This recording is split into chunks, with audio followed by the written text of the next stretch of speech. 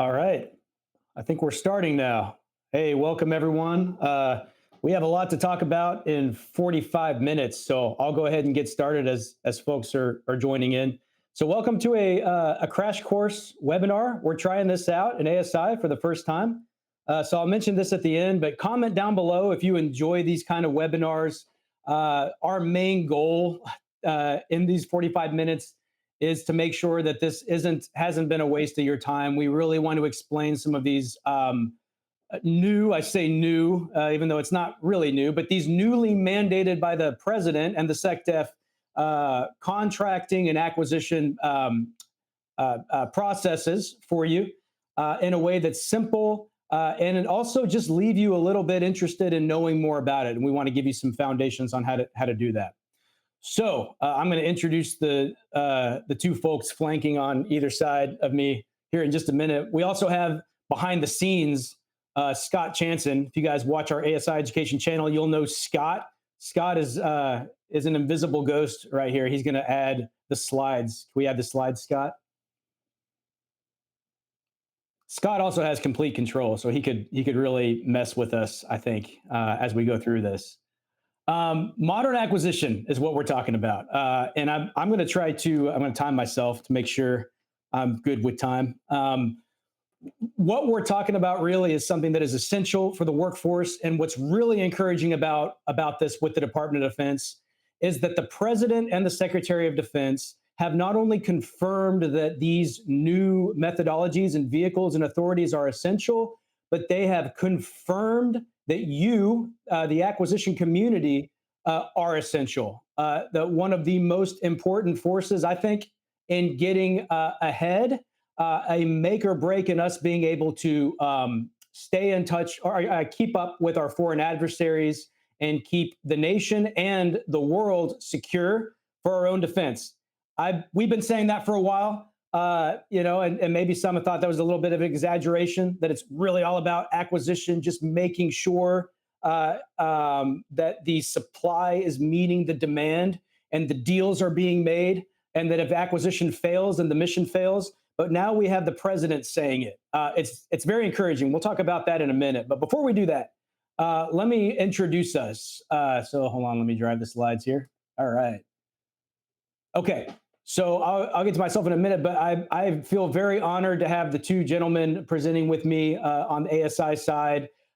Heath Klein has worked in a decade plus in the Navy as an 1102 before coming to ASI and working mainly with the intelligence community on delivering emerging technologies. Heath and his team have been working especially with the requirements development side, with the FBI, ODNI, and some other members of the IC, and including helping that community get acclimated with the authority, I believe, that came out in 2023 or this past year in the IC, this other transaction authority. So this is all about other transactions and CSOs for DoD, but we have Heath's guidance, expertise, and experience from the IC side. Many similarities there. So welcome, Heath. Yeah, thank you, Will. I'm thrilled to be here with you guys this afternoon, and so excited to have this dialogue. Hopefully, the first of many with the folks that are joining on the line with us today. Yeah, it's going to be fun. And by the way, I'll mention that I think I mentioned this before, but comment down below in the LinkedIn if you want anything different about what we're doing. If you enjoyed what we're doing, if you want to, I think right now there's a little bit one-sided. We won't have a Q&A, but we'd love to have a Q&A in the future if that's what you guys want. So just comment below on how we can improve this. And then Keith Gibson, the great Keith Gibson. So Keith and I both experienced that, or represent kind of the defense experience on the defense side.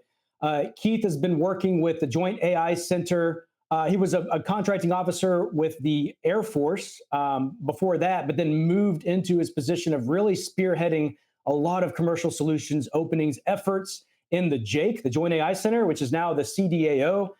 Keith has written papers, published papers, and spoken many times on the CSO. You'll get his experience and his expertise as he kind of handles the CSO side of this. So welcome, Keith. Well, this is awesome, man. I'm honored to be here. This is great. And thanks everyone who's attending virtually. Yeah. Welcome. So that's Heath and Keith, and oh, that's awesome that you guys' names rhyme. I wish, Shouldn't be confusing. Yeah. yeah, I wish I could join. My name was Weeth, but I've just been given the cards I was dealt. So my name is Will Roberts. I've been in defense acquisition for about 17 years or so. I started actually in law school. I was going to be an attorney for with government contracting. I got various interested in government contracting, and really not. I found the FAR in my law school library. Got interested in it. It wasn't though the rules of the FAR that interested me, where I didn't open it up and be like, wow, 30 days to release a solicitation if you're using Part 15. Cool. It was the underlying principles behind this stuff that just really fascinated me. And it's these underlying principles that's going to carry the success of CSO, OTs, and even software acquisition pathway that we'll talk about. It's this idea of fairness, what competition really does. Part 6 of the FAR tried to implement the Competition and Contracting Act, sometimes a little sloppy, or this idea of publicizing contract actions, giving companies notice.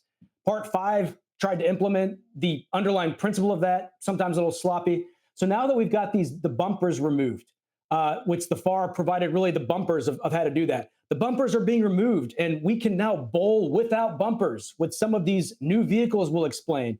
The big question is, are we going to be able to use that with skill? Do we understand the underlying principles enough now to use things like CSO and OTAs? So that's what we're moving into. I was a little bit more about background. I was the chief of acquisition for the Joint AI Center. I was contracting officer for the Air Force for a little bit, and for the state and the DoD. In my role as the acquisition director of the JAIC is where I really learned about the use of CSOs and OTs. And this was at a time when they weren't they weren't encouraged by the E-ring, even though we had them available. So this is a much different climate, although I still think, as we'll talk about, it could be just as hard to change the workforce to using these, but you do have more top cover now, which is encouraging. All right. This is the agenda. It's this simple. Software acquisition pathways, what we're talking about, commercial solutions opening, or CSO, and then other transaction authority, or OTA. Software acquisition pathway, they say SWP, which is kind of weird. Acronym doesn't really match but you don't want to say SAP because that's simplified acquisition procedures, I guess. But anyway, all three of these have been around for a while. So it's not like they are new. The software acquisition pathway came out 5 years ago. 5 years ago. So what's really changed is maybe for the first time, we have the President of the United States of America and the Secretary of Defense both mandating these vehicles. We don't have this as a slide, but I'll just mention that we'll show a slide showing the SecDef memo of 6 March, where he mandated for software using the software acquisition pathway as a default and commercial solutions opening as the solicitation and other transaction authority, especially the particular authority 10 USC 4022. But the president, we don't have this as a slide, but a president in a recent executive order opened that up beyond software for the Defense Department, also talking about how important defense acquisition is as the mission success happening on the factory floors as much as the operational environment. It's a very encouraging executive order. But in that executive order, President Trump also encouraged CSOs and other transactions, didn't really limit it to software. These are incredibly useful tools, but they have been around for a long time. So the question is, why are we now having to have this big culture change if these have been available for a long time? Well, one way you can answer that is that the president has mandated it and the SecDef has mandated it. But if you hang your hat on that answer, I think that would be it could lead us more toward failure. Because I think one of the main reasons why we haven't adopted this, software was just as important 5 years ago. Commercial solutions opening another transaction could have been used more. It's a workforce culture that needs to change within the department. We're rooting for that. But right now we have a lot of trainings for these three things that just deal with the book smarts of a commercial solutions opening or other transaction authority or how this works. It really doesn't do any good to people who are sitting in the field in their desk trying to make sense of this and are just being told the theory of how these things work. So we have actual experience on the good and the bad of all three of these things and working with OSD, with software acquisition pathway, and actually doing these things with CSO and OTs. And we'll try to share those battle scars. It's something that actually has to happen at the ground level. Do not rely on your leaders to do this for you or present you with something that's just going to make it happen. It's going to have to happen when there are more mavericks in the workforce who can make it happen. And it's going to be messy, but we'll talk about some tips on how you can make this happen. By the way, I will say that we all three of us in this training wholeheartedly agree. We have experience in these three things, and we wholeheartedly agree that this is the way to go for software, and this is the way to go for most things in modern defense acquisition, especially since almost everything is becoming so software embedded. If the DoD doesn't learn this and fast, and again, a lot of this means that you have to bowl without bumpers, then we're not going to keep up with our foreign adversaries. All right, I'm going to try to catch up on time here. I mentioned this already. This is the memo that came out from Hegseth on March 6th, 2025. And notice he also signs things like he's autographing a headshot as a journalist. But more importantly, Hegseth correctly identified the need to iterate how software will not move in the way that past hardware-centric systems moved. If you're in this community, you know we've been saying this for decades with zero change at scale. So one skeptic could possibly say, what's the difference now? There's been leaders that have been, talking about how this needs to be done, saying stuff like Hegseth said, with zero action, because we say this at the top level and we provide zero training and awareness of how to actually do this, because it's a huge cultural change and process change. Here's how we talk about how things could possibly be different. You will have top cover in the Department of Defense now in the E-ring, but it will take, again, you knowing how to do this. So let's move forward and let's talk about the software acquisition pathway first. And I'm going to move it over to CSO. All right, I'm doing okay with time. I'll pick it up. So really quick, I'm going to talk about the difference between big A acquisition and little a acquisition. And by the way, I'll mention this too. In these next 40 minutes or so, we're confident that we're hoping that we will give you enough to, you will know more than probably 80% of the defense acquisition workforce right now. In defense acquisition workforce, I'm including government and industry. That's the defense acquisition workforce.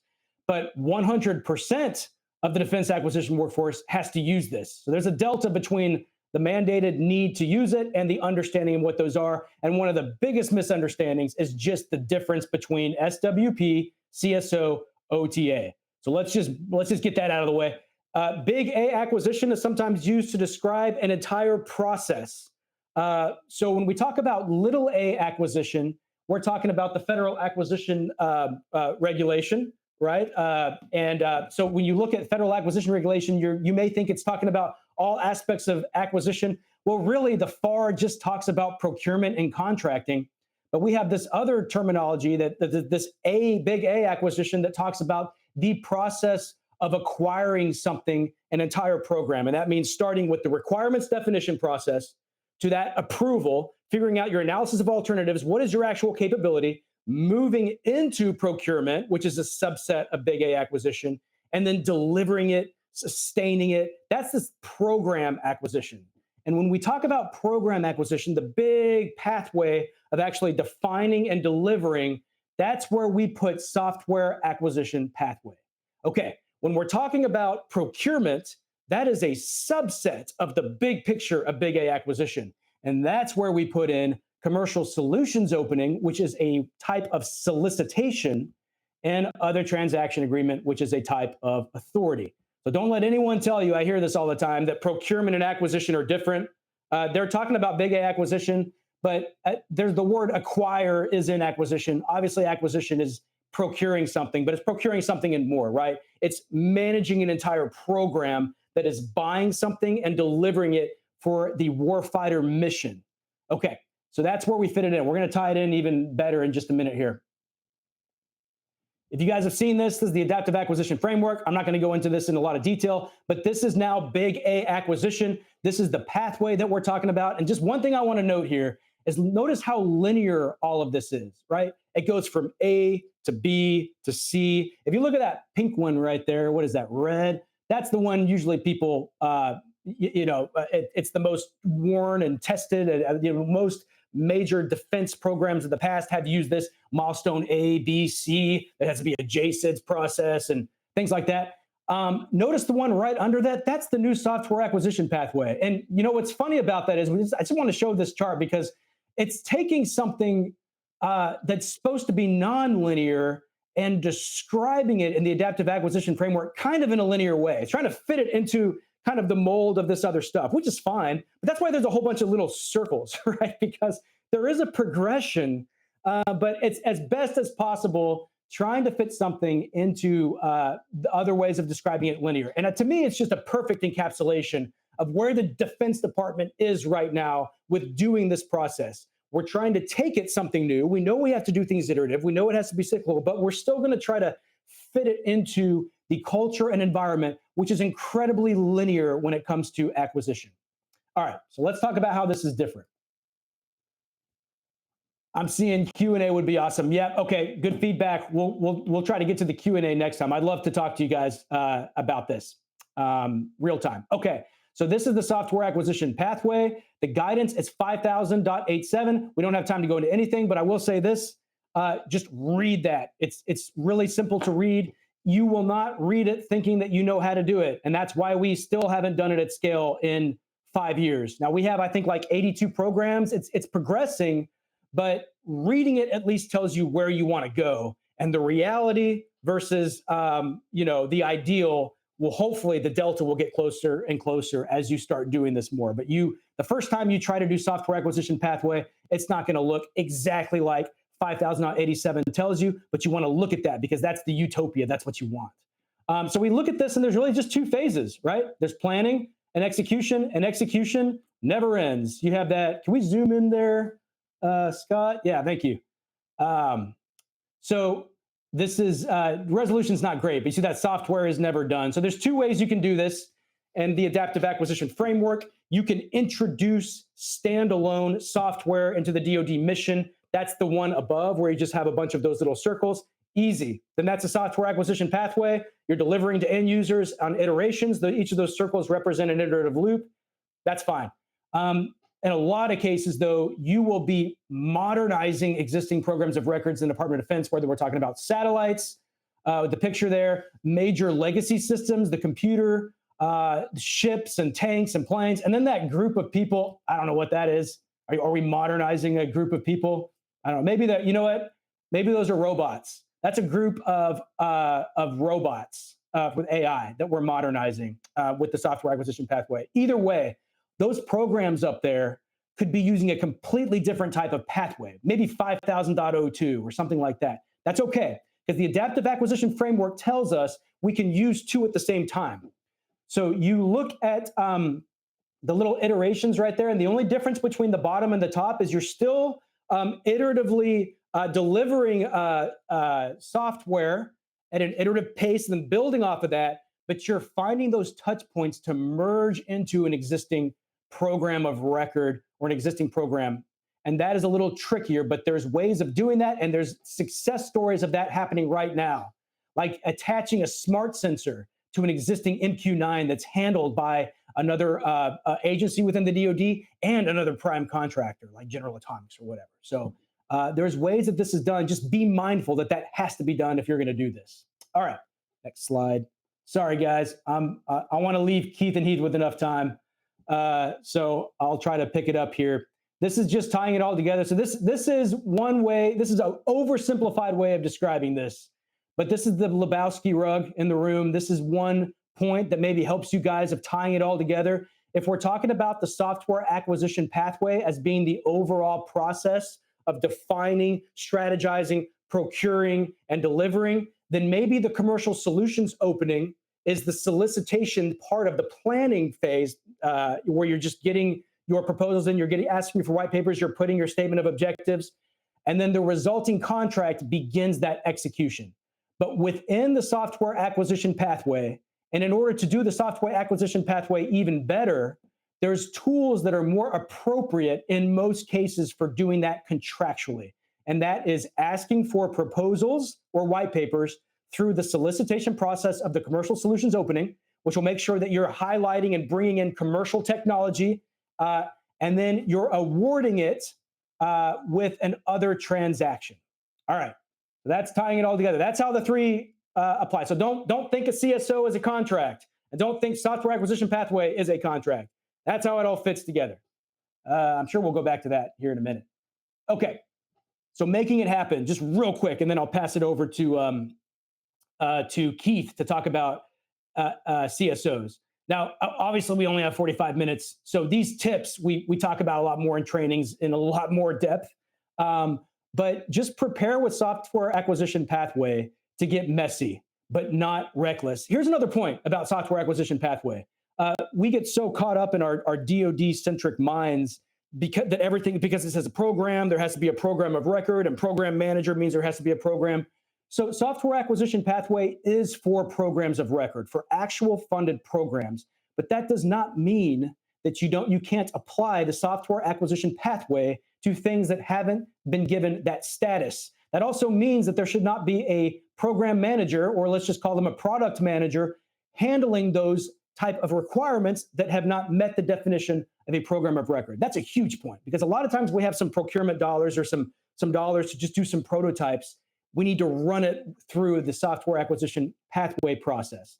But we do it in a way where, even though it's not going to be perfect, it can't be reckless. And that's the big point, is we want to plan as much as we can. Just know that if you're doing this like for real, like not just talking about it, but doing it, it's going to get messy, and that's okay. And one of the messiest things about this, if you're really going to do it the right way, is assembling your team that's really set up for real-time, Agile's a buzzword now, but real-time iterative delivery that adjusts based on actual outcomes to the end user. So it's hard enough in a huge milestone A through C procurement to get everyone in the same room. But that's what you have to do. You have to get your end user connected to the technical people, the program manager, the contracting officer, contract specialist, the budget person, the lawyers. They're not doing a relay race where you're passing the baton to the next milestone and then like, okay, we'll take it from here. And then they run it over to the procurement. And they're like, all right, we'll take it from here. It's a football team. Everyone's running the ball down the same field at the same time. The only difference is not everyone has the same coach. Everyone has a different chain of command. It's incredibly difficult, but it can work. It's really going to take you, though, I think in a lot of cases, to say, never mind, we'll do it ourselves, and making it happen in your sphere of influence. This has happened in the Department of Defense. Offline, we'll share our contacts. We can share with you more instances that we don't have time to talk about of how this has happened. But again, don't rely on leadership to have this happen for you. Or again, we're going to talk about this 5 years from now, where the new president, again, mandates something that hasn't been done. You align your capabilities needs statement with things like the commercial solutions opening. Remember, that's a solicitation. Keith's going to talk about that. But you state it in terms of maybe a statement of objectives. Your statement of objectives should, in large part, align with this very simple capability needs statement in the software acquisition pathway. So you're making connections between your three different vehicles. And then you're modernizing your strategies for iterative delivery. That means, and 5000.87 talks about this, you're modernizing the way you think of intellectual property. Because intellectual property now needs to be, and life cycle considerations for intellectual property now need to be in this new area where you're buying commercial software, which changes the IP game, but you're also never ending and possibly expanding, which changes the licensing game. The government may need a little bit of life cycle. So IP is incredibly challenging, but there's people who have done this before. The IP cadre in the DoD has some great tips. Make sure you're standing on the shoulders of giants, so you're not redoing and reinventing the wheel. It's rethinking the way you're thinking of funding and testing. And funding, really, when you're talking about R&D funds and O&M funds and procurement funds, it takes a little bit of creativity in the software acquisition pathway, but also in the resulting OT contracts and even the CSOs. The good news is, and I had really good lawyers to help me with this, is when you are doing the software acquisition pathway, you are research and developing, you are procuring, and you are operating and sustaining at the same time, because it's cyclical. It never ends. So you could technically use any funds. You just have to be able to tell that story depending on what funds you need to use. I guarantee you that's true. There were good lawyers that helped me with that story. And again, it just takes a little bit of creativity to do it. All right, I'm overtime. So I'm passing the baton over to my partner, Keith, here to explain CSOs. Awesome, Will. Awesome. Um, can we? I've got control of the slides, right? Let me go back here. Never bet Will Roberts that he can't fit a Big Lebowski photo Always. into a presentation. Well Yeah. played. Um, I want to focus very quickly on this bottom left part. It's great to be with you guys today. Really appreciate you joining us. I can't tell you how thrilled we were around the new memos from the SecDef, from the administration around CSOs and OTs. Quick background: I went to work for Will in 2020 at the Joint AI Center, and he pinned the rose on me to develop our CSO and OT process. And now that we've written papers for Naval Postgraduate School and articles for NCMA and won some awards and done a couple dozen of these, it seems like we knew what we were doing all along. And it's insincere if we let you think that. It was scrappy. We really had to fight, to be creative. As Will mentioned, in 2020, it was a different environment. We didn't have the DFARS. We just had 10 USC 3458, which we'll talk more about. But I will tell you that once you start to use the CSO to OTA process, you'll never go back. And I'm confident when I say that. I want to focus on the bottom left very quickly because as we would go out and speak with folks, we figured out that if we could start by a common understanding that a CSO is a solicitation, a general solicitation, kind of like a BAA, and an OT is a contract, just understanding that difference is the foundation for understanding the overall process.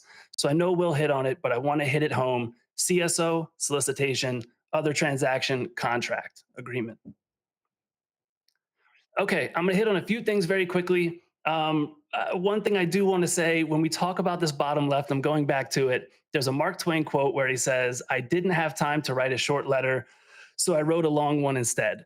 So this is our best way to synthesize down the new software acquisition pathway into something that's digestible and usable, and we'll try to work through that pretty quickly here.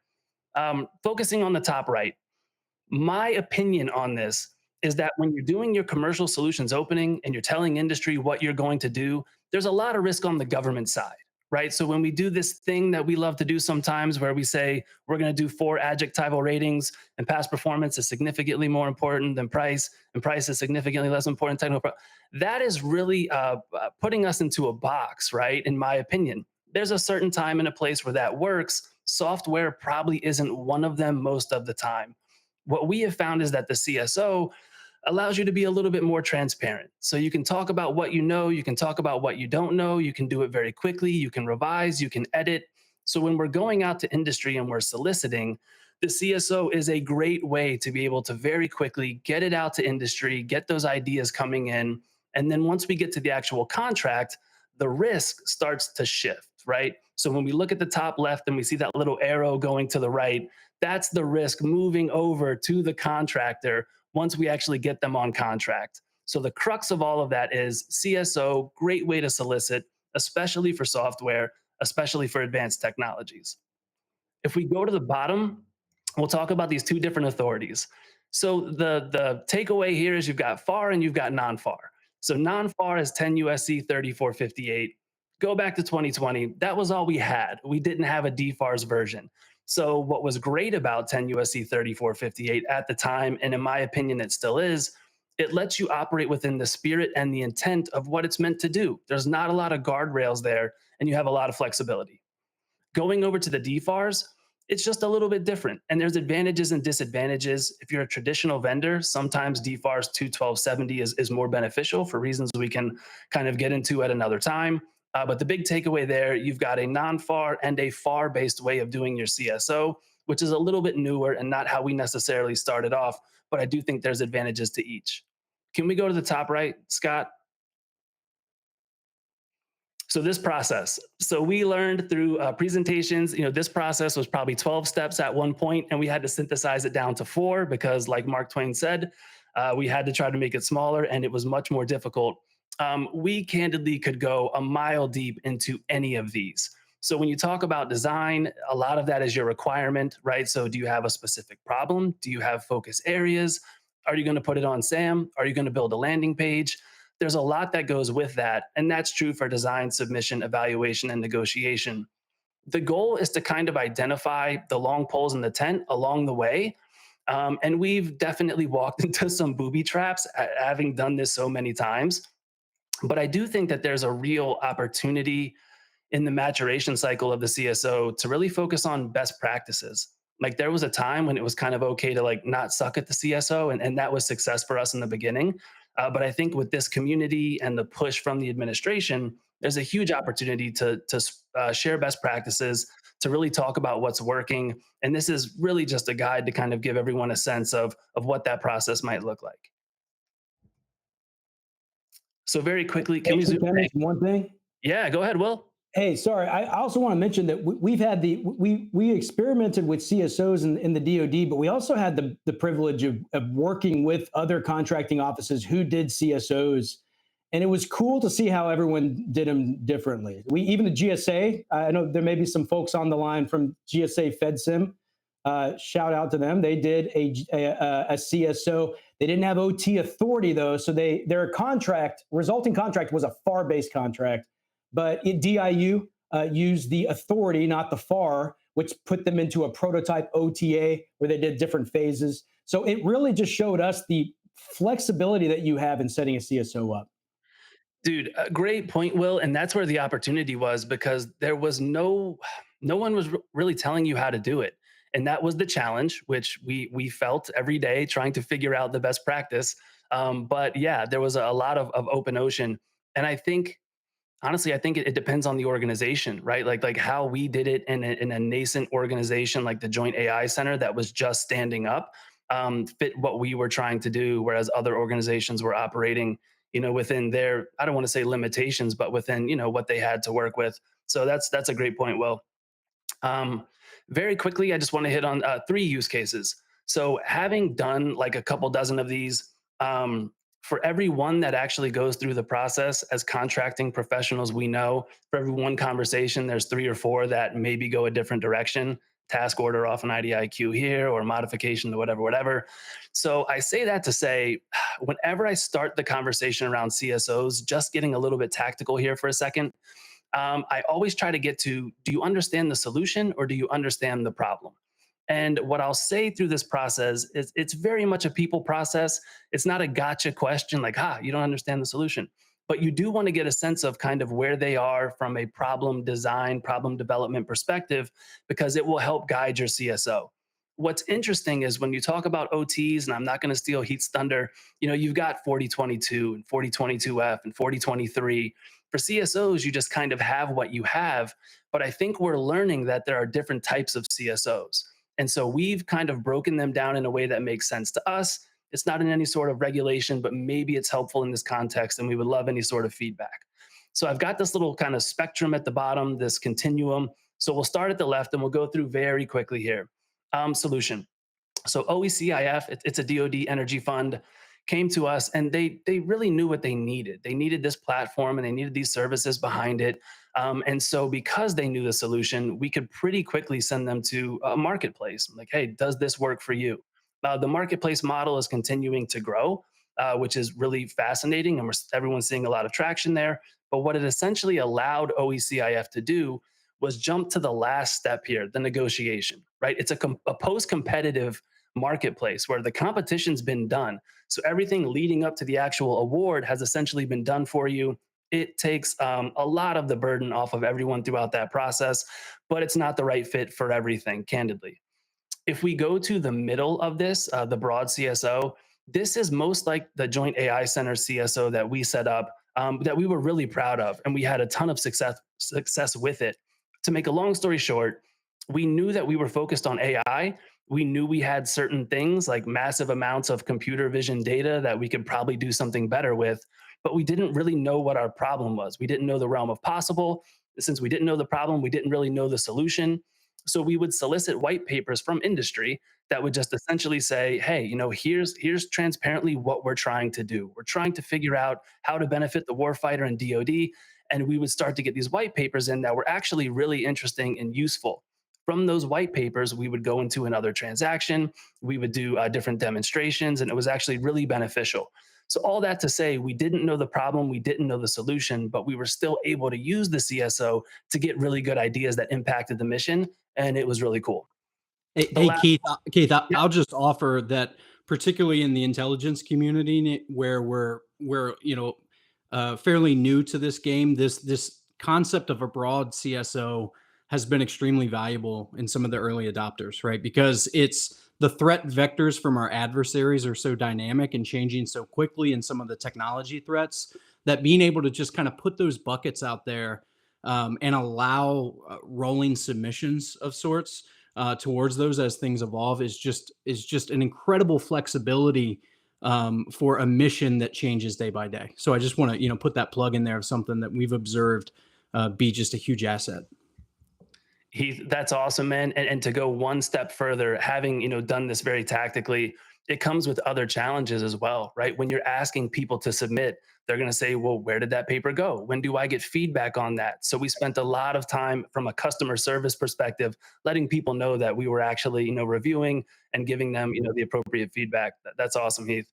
Hey, The hey, last real quick, one, Keith, too. yeah, Sorry, well, one thing as well, just on that is as a reference point for those familiar with FAR solicitations like RFQ, RFP, the CSO is mostly closely related to the broad agency announcement in Part 35 of the FAR, where you have this broad announcement, and then there's a peer group who looks at these white papers, not proposals, but white papers, which with CSO could be anything, a video, a CDO does a video, but that's kind of the process of the CSO. Is it's like a BAA, because again, we're talking about sort of research, but commercial research.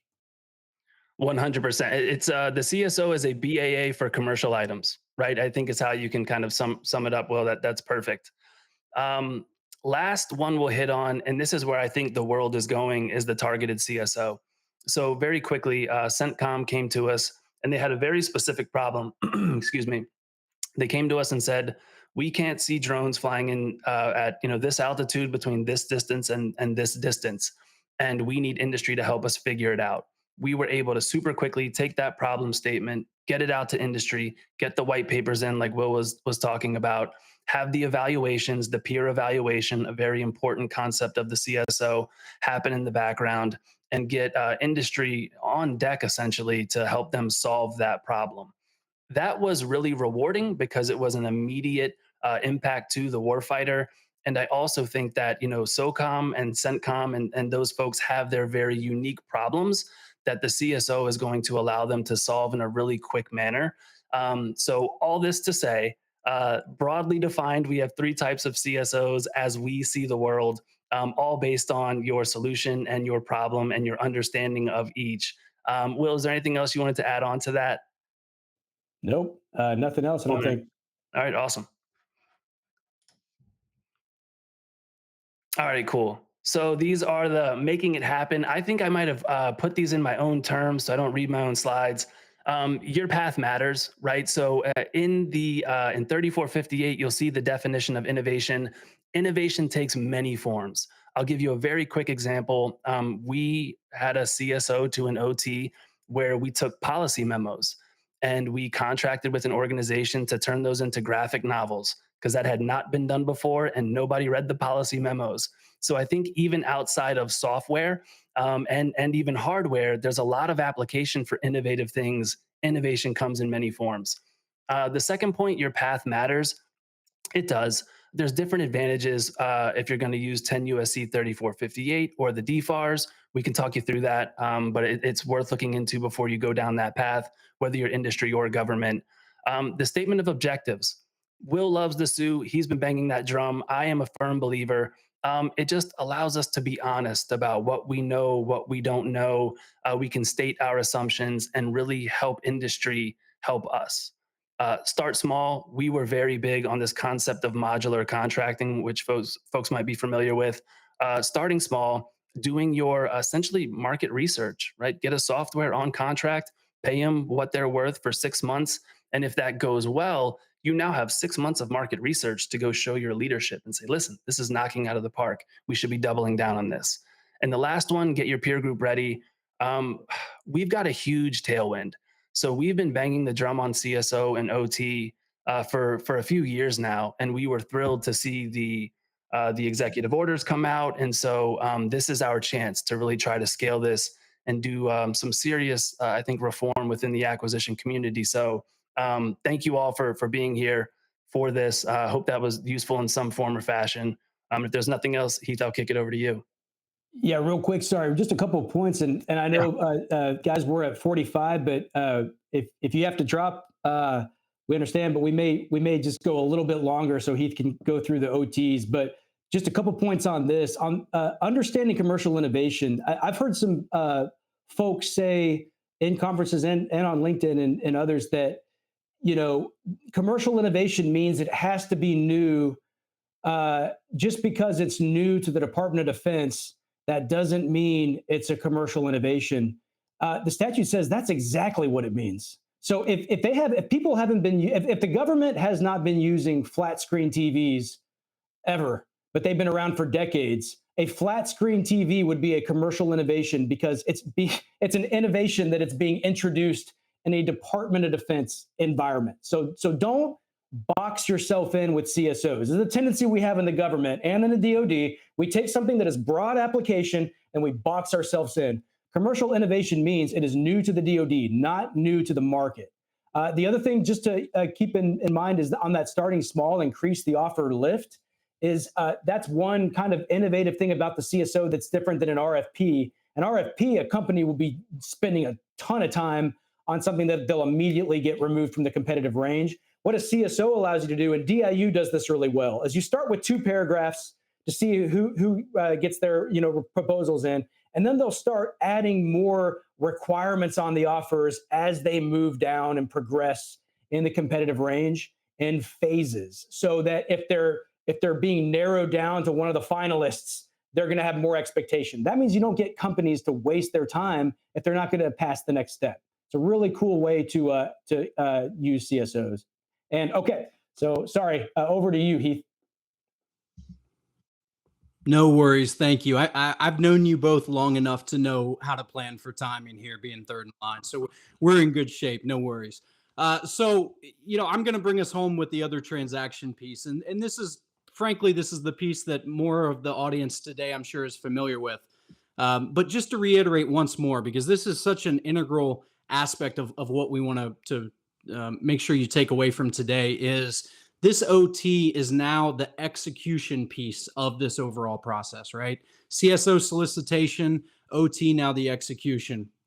And so back to the SecDef's, HegSeth's memo, a lot of emphasis on the prototype variety of other transaction authority, really the 4022 prototype and production authority.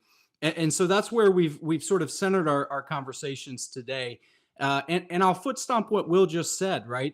When you're thinking prototype, there are similar flexibilities to what Will was saying about commercial items, right? If it's a new application, if it's a new way of doing it, if it's a new use case, there's a tremendous amount of flexibility as long as there's that clear tie to mission effectiveness.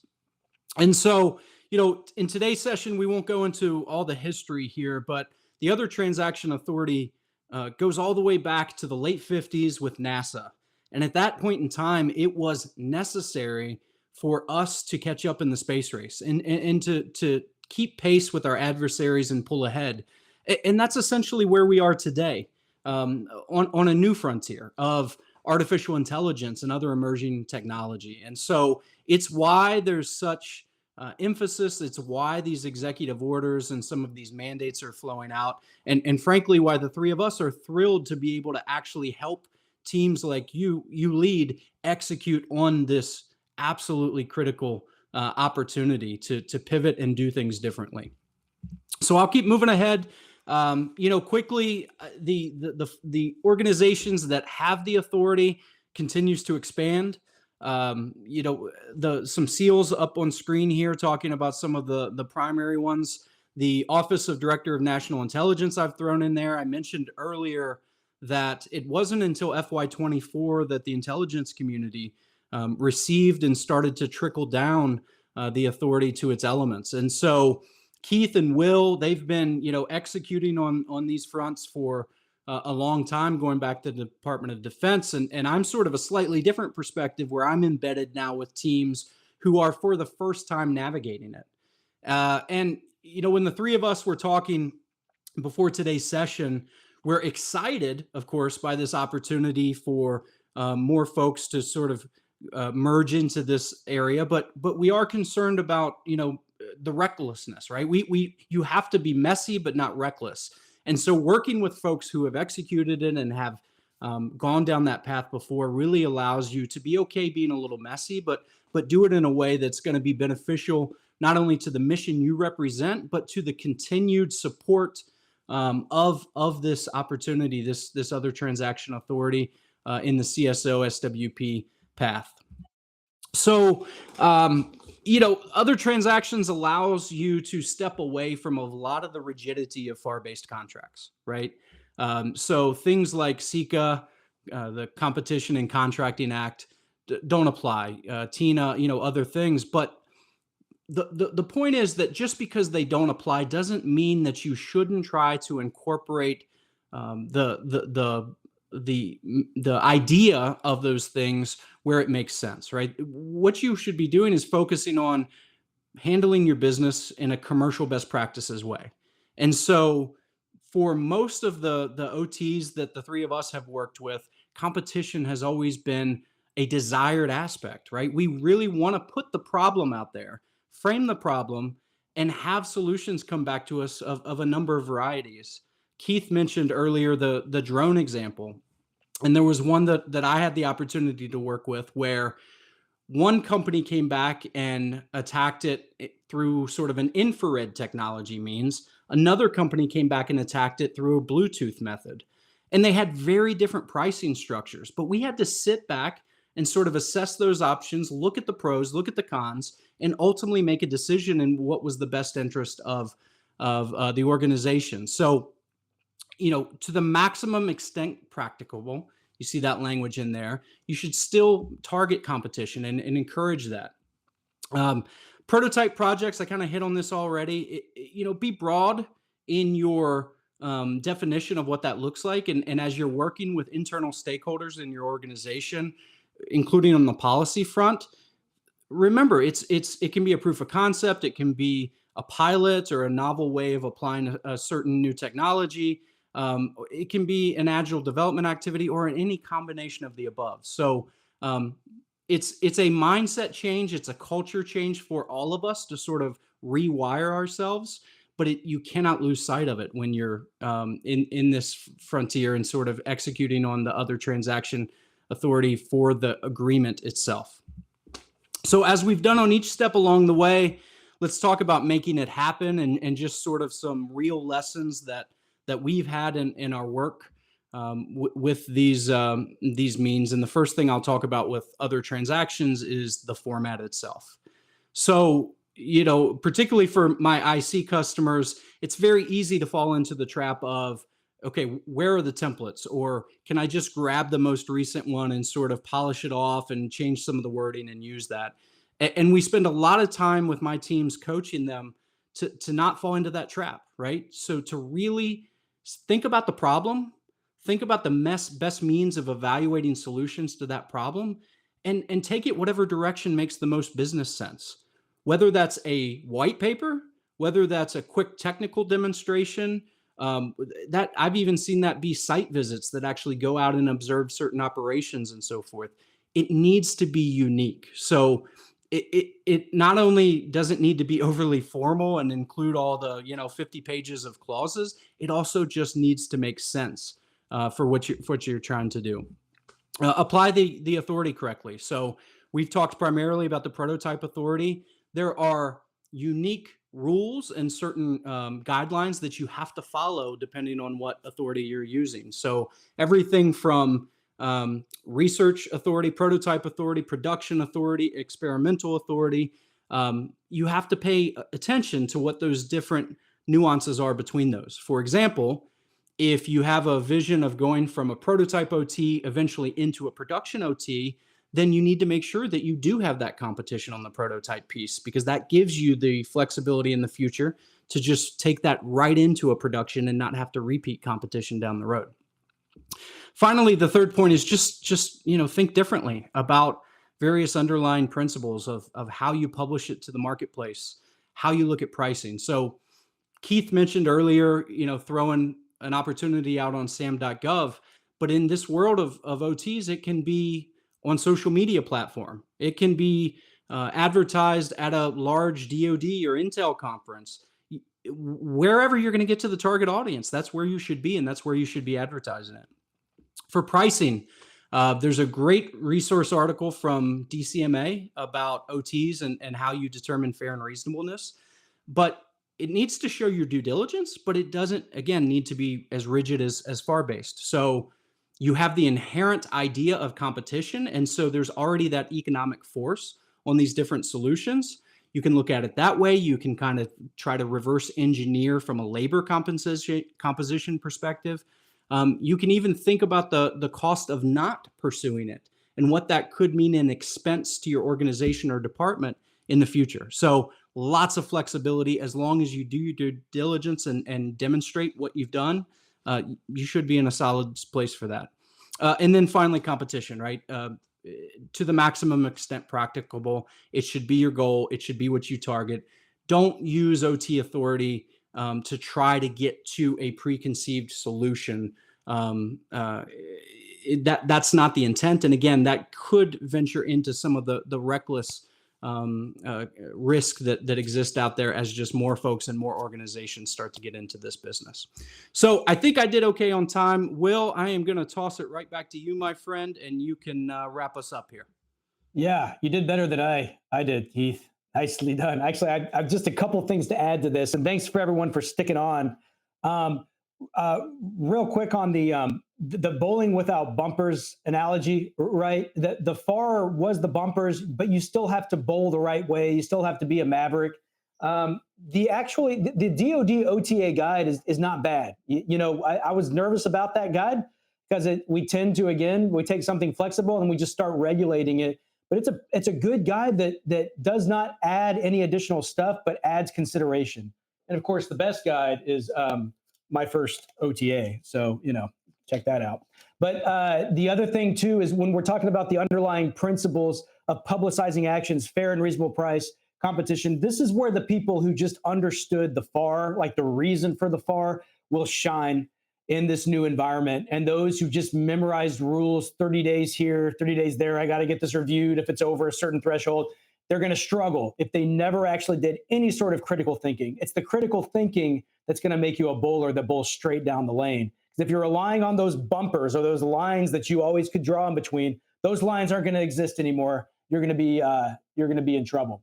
So that's why what we encourage is that you are a cowboy, not an outlaw. That's advice I got early on in my career. My supervisor said, if you're going to be a cowboy, you need to first understand the code of the West. You need to understand the code of contracting. Otherwise, your recklessness will just make you an outlaw. So in order for us to be mavericks, we need to be cowgirls too. I have 4 daughters and they keep reminding me it's cowgirl boots, not cowboy boots. So cowboys or cowgirls, this is a wild west right now. There's a lot of stuff going on that didn't exist when maybe you started your career. But if you live by the code of the underlying principles of fairness, competition, things like that, then you will be a maverick as you navigate these. Obviously, we talk a lot more about non-traditional companies, and we have a special series for companies as well that's a lot longer than this, and for government that's a lot longer than this. If you want to know more, and we have a little bit more time to go into the details, then just email askasi@asigovernment.com, and we can set something up for you. There's been some questions about, sorry, I'll do real quick, non-traditionals. So there was something about protests increasing. Jessica Tillman, yes, with the COFC cases coming out, applying the Tucker Act to other transactions, there is going to be a lot less, I think, recklessness. There's going to be, I don't know if OTs are protest protected anymore, which will make things interesting. And the really big danger of that is it's going to, hopefully not, but potentially make offices cripplingly risk averse in a crippling way, just like with traditional contracting. Yes, and someone mentioned the FAR overhaul. That will affect this too. But like the FAR overhaul, now we have, whether you're doing FAR contracting or non-FAR contracting, you're going to be having your bumpers removed. And whether or not you are a prudent, skillful professional will come to light, or whether or not, if you've been just spending your whole career memorizing the rules and not really being into it, maybe a good idea to get out and do something you enjoy more. If you haven't, you really be getting to know the principles. This environment, this Wild West, is perfect for you to show your Maverick skills. And I think that's it. Anything else, Heath and Keith, to mention? No, that was great. Well, No, just an awesome conversation again. So glad to have all of you join us today, and hopefully, if we get positive feedback, we can continue to have these types of venue sessions with the community going forward. Yep. So comment down below or contact us if you want something more longer and more detail. Thanks, everyone.